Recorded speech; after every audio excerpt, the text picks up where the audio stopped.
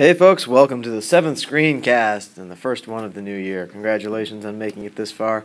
You might remember how this goes. I present to you a real-world problem, help you solve it, then I present a similar one, and then you respond with your solving. Alright, so let's get to this. This one is about gold. Yes, you've all heard of carats. And by carats, of course, we don't mean the vegetable. We mean the K-A-R-T as seen right here, the carats, a measurement of how much gold is in an object. And that's what this problem is focusing on. Read along with me. Jewelers often mix gold with other metals. A carat, K-A-R-A-T, is a unit of measure that compares the mass of the gold in an object with the mass of the object. So it's how much gold is inside the object itself, since jewelers like to mix gold with other metals. Gold, keep in mind, is a specific type of metal, and there are many. Carats are expressed as a number that is understood to be the numerator of a ratio, there's that word ratio, a comparison of two numbers, whose denominator is 24. So that 24 is a magic number when we're dealing with carats. That's the denominator. For example, a 24-karat gold means an object is pure gold, which makes sense. That would be 24 out of 24. And 18-karat gold means that 18 out of 24, or simplified to 3/4, of the object's mass is gold. So in other words, if you have an 18-karat gold something, ring, watch, coin, bar, what have you, and it's 18 karat, that means 18 out of 24, or 3/4. In other words, 75% of the object's mass is gold. Alright, let's keep that information here as we look at this following chart. See, what we have here is this chart that lists off 9, 10, 12, 14, 18, 22, and 24 carat measurement of gold, okay? And over here, that's how much parts of gold are within the object themselves, and here are the percents. So in other words, if we look at 9-karat gold, what that's really saying is 9 out of 24. 10-karat gold would be 10 out of 24. Remember, 24 is the denominator always when you're dealing with carats. 12-karat gold would be 12 out of 24, 14-karat gold, 18-karat gold, 22-karat gold, and 24-karat gold. So we have the entire chart represented as ratios. Well, you know what? If we look at each of these ratios, 9/24, 10/24, 12/24, they clearly can be reduced. 9/24, that is nothing more than 3/8. 10/24, that is 5/12. 12/24, you know that one, 1/2. Yeah, 12 carats means half the object is pure gold and the other half is not. 14/24 would represent 7/12.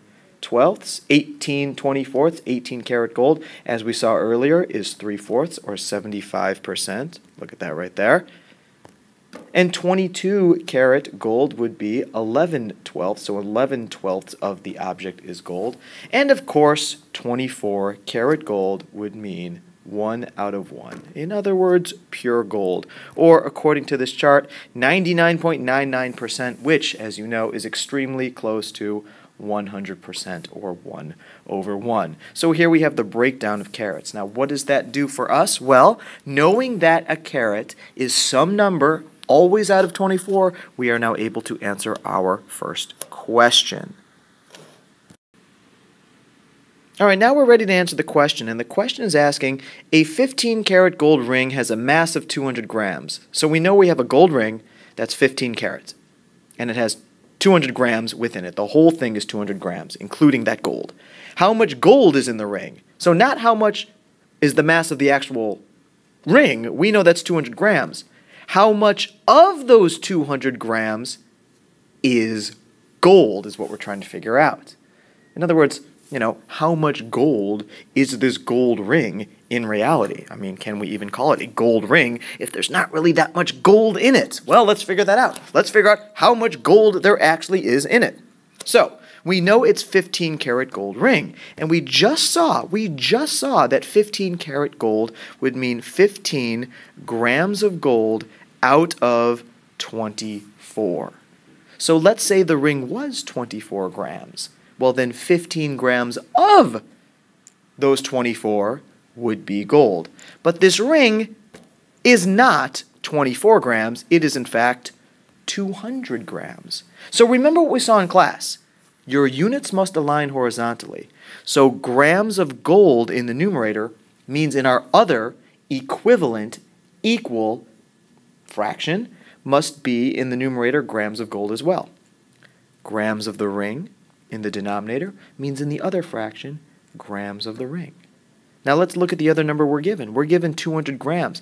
Does this 200 grams represent the grams of gold or the grams of the entire ring itself? Well, it's the gold ring and has a mass of 200 grams. So that's clearly telling us that 200 grams of the ring, that would be in the denominator.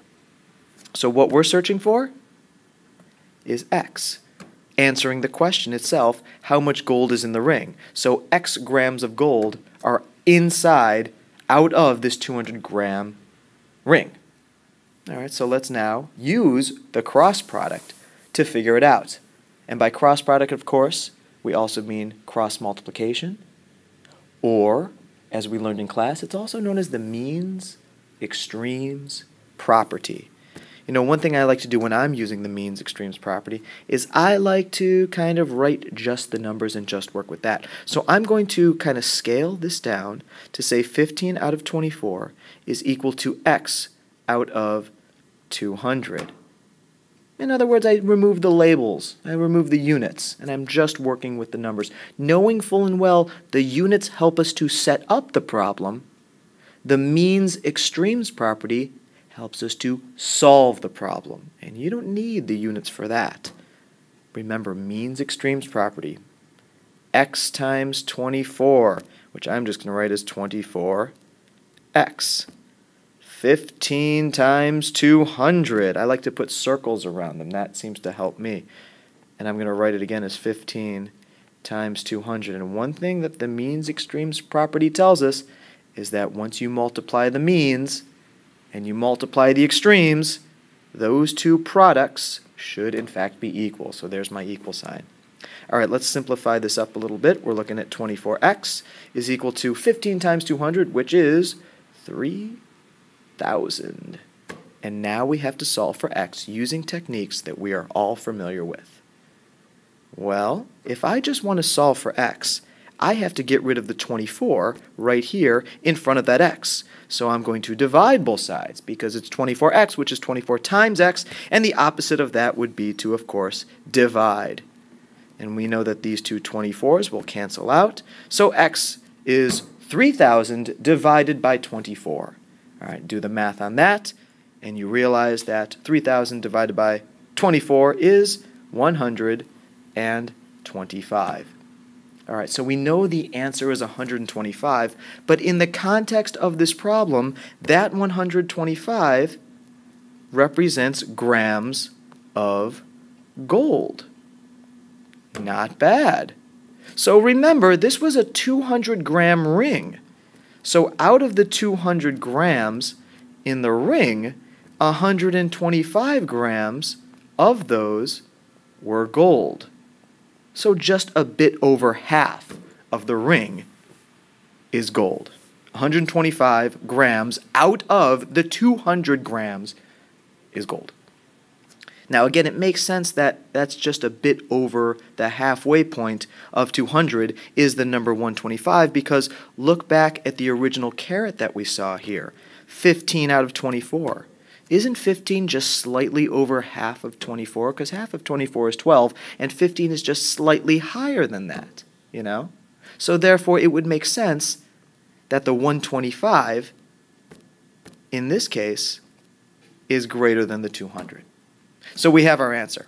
Our answer is 125 grams of gold. You are ready to tackle your problem now. And here it is. Your question is an 18-karat gold bracelet. Now, so no more gold ring. Now we're talking about a bracelet. An 18-karat gold bracelet contains 27 grams of gold. What is the mass of the bracelet? This question, slightly different than the one we just did. Whereas before, they gave you the mass of the entire object, and you had to figure out how much gold is in it. Now, they're telling you how much gold is in it, and you have to find the mass of the entire object itself. In other words, the mass of the bracelet. Knowing that 27 grams of that bracelet are gold, and this is an 18-karat gold bracelet, can you figure out the mass of the entire bracelet? Set up a proportion. Align your units horizontally. Use the means extremes property. And if you need help, feel free to ask. Take care, everyone. Have a great day.